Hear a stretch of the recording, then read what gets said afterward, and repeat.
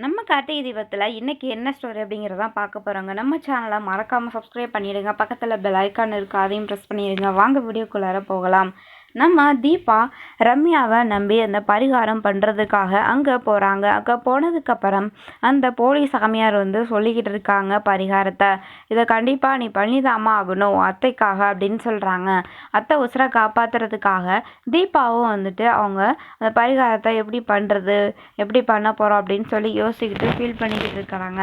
அதுக்கப்புறம் அந்த போலீஸ் சாமியார் இவளை இப்படியே நம்ப வச்சு இவளை கதையை முடிச்சிடலாம் போல இருக்கே, நம்ம எது சொன்னாலும் நம்புறாள் அப்படின்னு சொல்லிட்டு அந்த போலீஸ் சாமியாரும் தாடியோ இப்படி கையில் பிடிச்சி இழுத்துட்டு இருக்காங்க.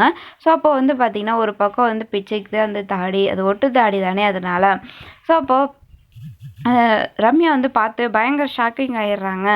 ஐயோ தாடி கழண்டுட்டு வந்துடுச்சு அப்படின்னு சொல்லி சைகையிலே அவங்கள சரி பண்ண சொல்கிறாங்க. ஸோ அப்போ தீபா பார்த்துட்டாங்கன்னா அவங்க எப்படி போலீஸ் சாமியார் அப்படின்னு சொல்லிட்டு நம்ம தீபாவுக்கு தெரிஞ்சு போயிடும். ஸோ அப்படி தெரியாமல் அதை சரி பண்ணிடுறாங்க. அப்படின்னா நம்ம தீபா ஆற்றுல இறங்க தயாராகிடுறாங்க. ஒரு பக்கம் கார்த்திக் தீபா கிட்ட தீபா எங்கேன்னு சொல்லிட்டு ரம்யா அதாவது மீனாட்சி கிட்ட கேட்குறாங்க. மீனாட்சி எங்கே போயிருக்கா என்னன்ற விஷயம் எனக்கு தெரியாது, ஆனால் அவள் எங்கேயோ போயிருக்கா, பட் என்கிட்ட சொல்லலை. அவகிட்ட நான் கேட்டேன், பட் அவள் சொல்லலை. ஆனால் எனக்கு ஒரு கெட்ட கனவு வந்துச்சு, தீபாவை தண்ணியில் அரைச்சிட்டு போகிற மாதிரி.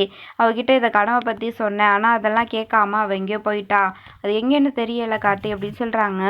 அப்போது தீபா அவங்கக்கிட்ட யார்கிட்டையுமே சொல்லாமல் போனதுக்கும் இவங்க கண்ட கனவுக்கும் கண்டிப்பாக ஏதோ சம்மந்தம் இருக்குது. அப்போ தீபா அவசருக்கு ஏதோ ஒரு ஆபத்து அப்படின்னு சொல்லி கார்த்திக் தீபாவை தேட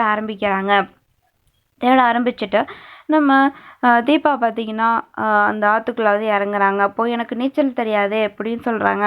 அப்போது ஒரு ஐடியா பண்ணலாம் அப்படின்னு சொல்லிட்டு ஒரு கயிறு எடுத்து தீபாவுடைய இடுப்பில் கட்டிக்கிறாங்க. ஸோ அதை கட்டிக்கிட்டு இன்னொரு பக்கத்தை நம்ம ரம்யா கையில் பிடிச்சிக்கிறாங்க. நான் பிடிச்சிக்கிறேன் தீபா, நீ என்னை நம்பி நீ இந்த ஆற்றுல இறங்கலாம் அப்படின்னு சொல்கிறாங்க. அதுக்கப்புறம் ரம்யாவை நம்பி தீபாவும் பார்த்திங்கன்னா ஆற்றுல இறங்குறாங்க. ஸோ ரொம்பவே தீபா பயந்து தான் இறங்குறாங்க. நீச்சல் வேற தெரியாது அப்படின்னு சொல்லிட்டு. ஆனால் எத்த உயிர் பழிச்சு வரணும், அவங்க நல்லபடியாக குணமாய் வரணும் அப்படிங்கிற ஒரு தாட்டோட அவங்க தண்ணிக்குள்ளே இறங்கிடுறாங்க. ஸோ இப்படியே ரம்யா கயிறை விட்டுட்டு ஓடி போயிடுவாங்க.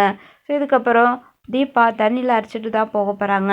ஸோ இந்த மாதிரி தான் அந்த ஸ்டோரியை கொண்டு போக போகிறாங்கன்னு நினைக்கிறேன். ஸோ உங்களுடைய கெஸ்ஸிங்ஸ் இருந்ததுன்னா கமெண்ட்டில் சொல்லுங்கள். தேங்க்ஸ் ஃபார் வாட்சிங்.